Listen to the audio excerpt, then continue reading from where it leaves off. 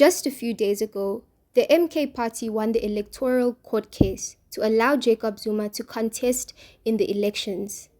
And even though the IEC argued that Jacob Zuma's jail sentence disallows him from entering the race, he still managed to win.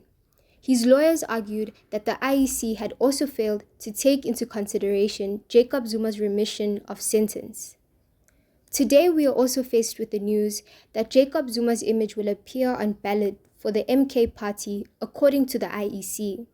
In an effort to dismiss any confusion pertaining to the make and design of the ballot papers, the IEC says contestants will be identified through their registered name, the abbreviated name of the party, the emblem and the picture of the party leader.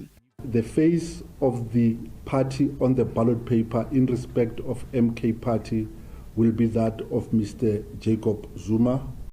It seems as though everything is working in Jacob Zuma's favor. Except one thing, of course. His corrupt past seems to catch up with him every single day. Just recently, former public protector Thuli Madonsela was interviewed on her views about the upcoming elections on the 29th of May 2024, and she did not hesitate to express her hate on Jacob Zuma's previous corrupt moves.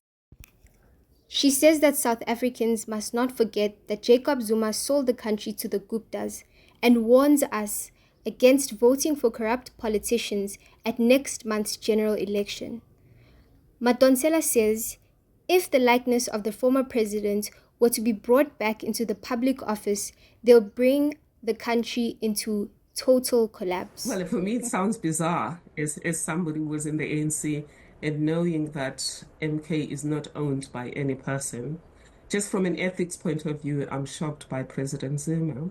I'm also shocked by the decision of the IEC to decide that if a court of law decided that your sentence is 15 months, by remission of sentence, the president has now overruled a court of law and your sentence is shorter.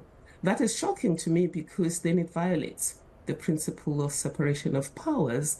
And it reminds me of a time under apartheid when Parliament created a higher court of Parliament to overrule the Supreme Court of South Africa. For us as South Africans, we should not forget that he is a person who has refused to obey the Constitution.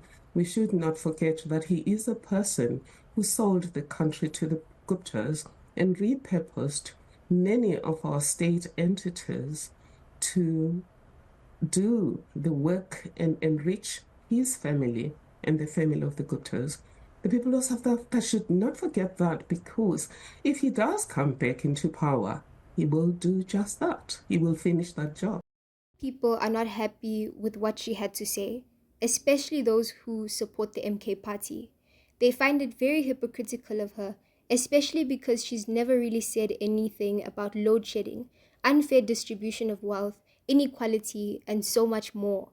South Africans should judge politicians in terms of character, and not according to favoritism, money lines, or tribal lines.